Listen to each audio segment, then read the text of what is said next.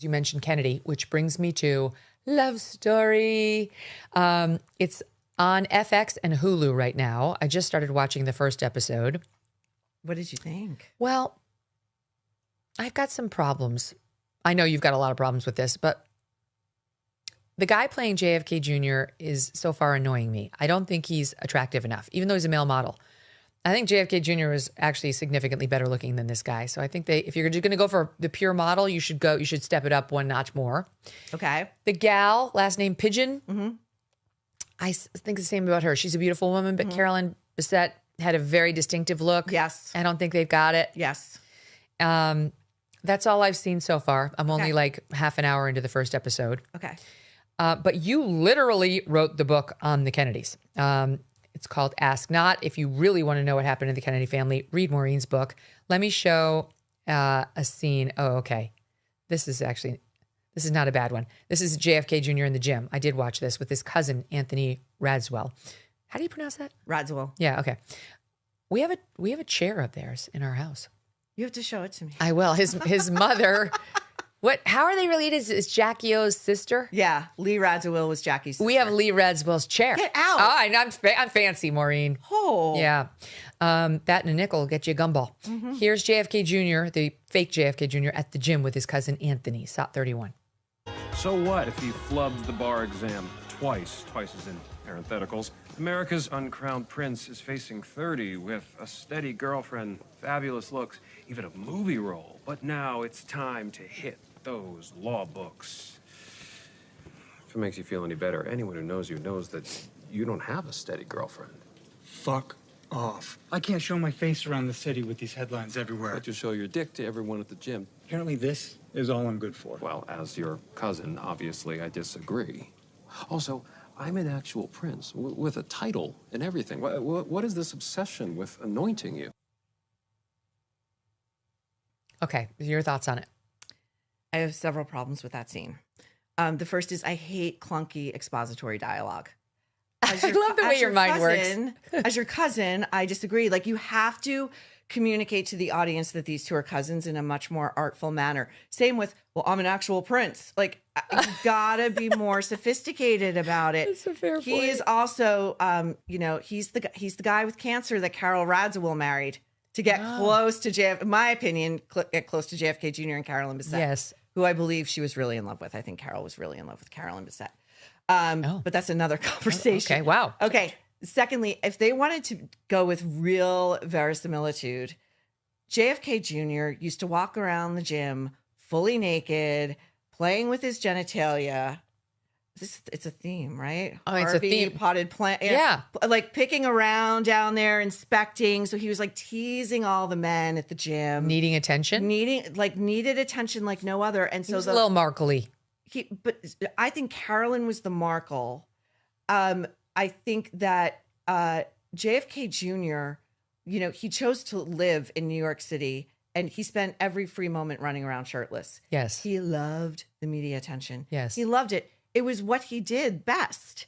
He wasn't a brainiac. No. He wasn't a lawyer. He wasn't a publishing magnate. He was a hot guy looking for a good time. With a great name. With a great name. And he looked like a movie star. And I agree with you completely. The thing about JFK Jr. and Carolyn Bessette, the real things, they had that factor. Like, you cannot manufacture it. Yeah. And like, you can put as many hair extensions in Sarah Pigeon as you want. Yep. And lighter as much as you want.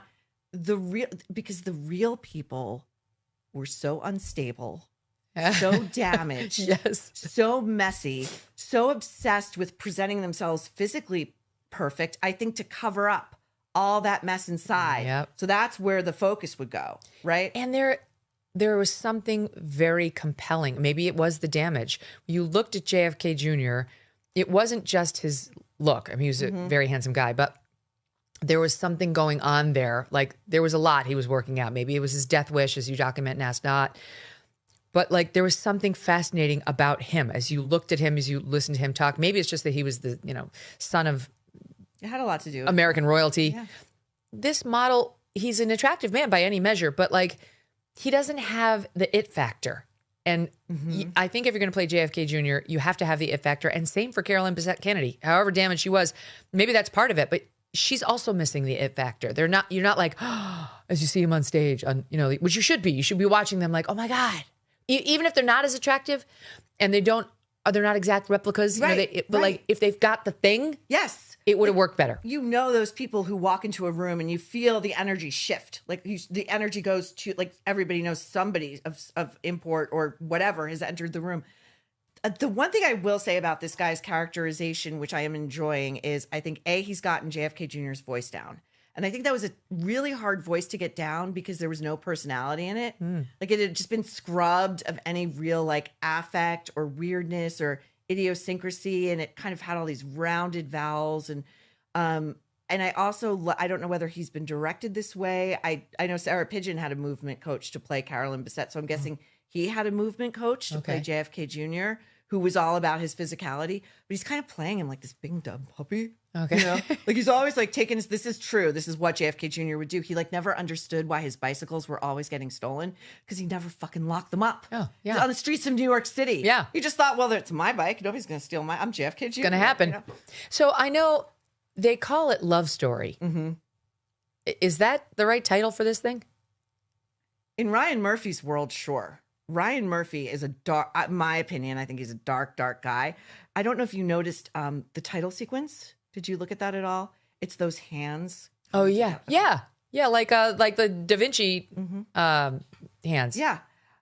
There it is. Okay, so look at the way they're moving together, right?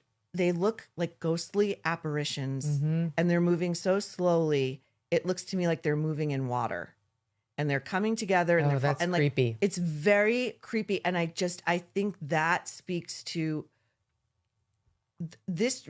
First of all, there's a darkness in the culture that is like that right there. To me, is emblematic of it. There is this fascination with an elevation of like death, and like the more macabre, the better, because those people met violent ends, and I don't understand how it is. Like, Ryan Murphy is telling a version of this story that is soapy and glossy. And as someone who lived, as a young person in downtown New York in the 90s, they're getting a lot of it right. That vibe, that feel, like that last pre-internet moment, it was I was there too. I suddenly feel cooler than I normally do.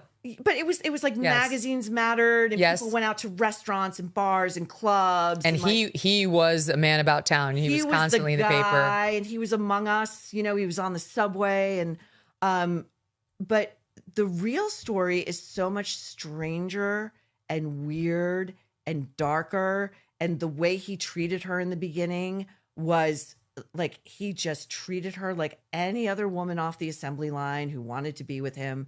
There was nothing that really, he was still with Daryl Hannah and keeping her on the back burner. And she would find out that they were back together by opening up the paper like everybody else. Oh my God. Can you imagine you've been with this guy and he's led you to believe that like you have a real future, and you open up page 6 to see him with his movie star girlfriend? No. I laughed at we failed the bar exam the second time. I've told the story before, but he passed it on the third time. And if he didn't pass it, he was going to get fired from his job in the New York DA's office. And he passed it by going to Albany Law School, where I attended. No. And he took his review class there because Albany Law School has a very high percentage pass rate. It's a great law school. It's smaller and not as well known as others, but it is a great law school, especially if you want to practice in the Northeast or in New York. And so he went there, and my mother was like, this is your chance. Like, you could marry him. He's the most eligible bachelor in America. You get in there and you try to make nice with JFK Jr.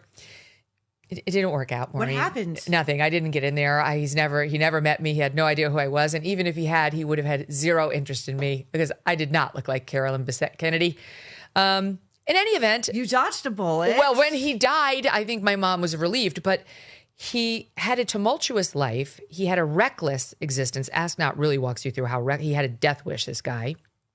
And instead, this seems to be yet another Ryan Murphy. I think he's a misogynist. I actually have wonder, I'm not going to say Taylor Sheridan is a misogynist, but he can't write women. Every woman he writes is very unlikable, irascible, and like deeply problematic.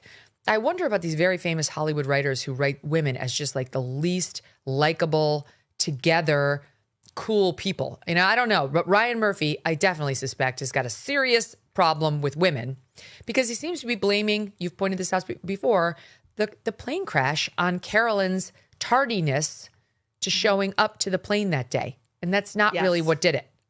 I think that Ryan Murphy there is a specific kind of gay man that is very dangerous. They are truly misogynists, but they use their sexuality as a way of sidling up to women and being like, I could never be against women. Look, I know what it's like to be like a marginalized person in the world. Andy Cohen's another one. Okay, they're very dangerous. I agree with you that I think Taylor Sheridan is a misogynist. I watched the bulk of Yellowstone, and there was a scene in there where he had the strongest female character brutally assaulted and nearly gang raped. Beth Dutton. Beth Dutton. That scene went on way too long. I'll say the same thing. I agree. And I'm watching Landman now, which I like. I like Landman. And okay, the daughter, though. Yeah, the daughter. Who's like having these conversations about sex with her father. Exactly. And the wife, the his ex-wife, who they're back together. But like, there's something about the way he's writing these women, and I'm like, this is kind of offensive. Like, where there's a strong female lawyer there, so I don't know what he's going to do with her. She's a good, and I like Taylor Sheridan. I like that he's not woke, and I like that he's pushing back on oil narratives in this show, among other narratives. But like, it is not great to have all women in your series portrayed like complete fuck ups. Like, you do need a couple of strong, great female role models, I think, in your movies. I mean, in defense of Taylor, his male characters are also pretty shitty. So maybe it's across the board. Gang raped? Like, are they under threat of that? You know, in that whole scene with Beth Dutton too, where it was like, well, who's the guy who plays the boyfriend? Is Rip going to get to her on time? And like, throw all these guys through windows. I had a similar reckoning with David Chase in The Sopranos. Oh. Okay. So do you remember the episode where Melfi gets raped? Yes. Okay. I purposefully never watched that episode. I watched the entire series, but I would not watch that episode. And then I was watching the documentary on Chase. This is the Tony Soprano psychiatrist, female played by Lorraine Bracco. Lorraine Bracco, very tough New York woman, like a tough, glamorous New York woman. And in the documentary, she said to David Chase, she got that script and she said, why are you doing this to her? Oh, yeah, that's right. Why are you doing this to her? I don't want you to do this to her. And she said he explained it to her and then she understood. But that was the first time I watched that scene in the context of that documentary. And it went on forever. And I thought, he is enjoying this. And he is enjoying taking the one woman in this series who is an intellectual and an independent woman and violating her like this and violating the actress who plays her like this. And it's Rage at the Mother, whole other thing. Wow. Yeah. I don't think you're wrong. Well, are you enjoying the series Love Story? I find it very watchable. They dropped the first 3 episodes and then now one comes out per week. I find it very watchable, which is different than do I think it's good. You know what I mean? I know you don't think they're portraying Jackie O correctly. I think it's a desecration. I think we have time. Let's play a little clip of that. We have one of those pulled. Do you guys know the one? It's SOT 33, I think is the one, right? Well, I don't know. Do you want to see when she speaks to JFK Jr.? Only one of us knows what it's like to marry into the family, or do you want to see the one where she's drinking alone in her living room? Drinking alone. That's the one Maureen wants. Let's see it. SOT 34. Before you drift to sleep upon your cot, she's in a living room. She's like hugging herself and kind of dancing. Tales that you remember of she's smoking? Can't tell. Ask every person if he's heard the story, and tell it strong and clear if he has not. She's picking up a JFK portrait and dancing with it. Wisp of glory called Camelot. Camelot, Camelot. Once there was a spot for one brief shining moment. That was known as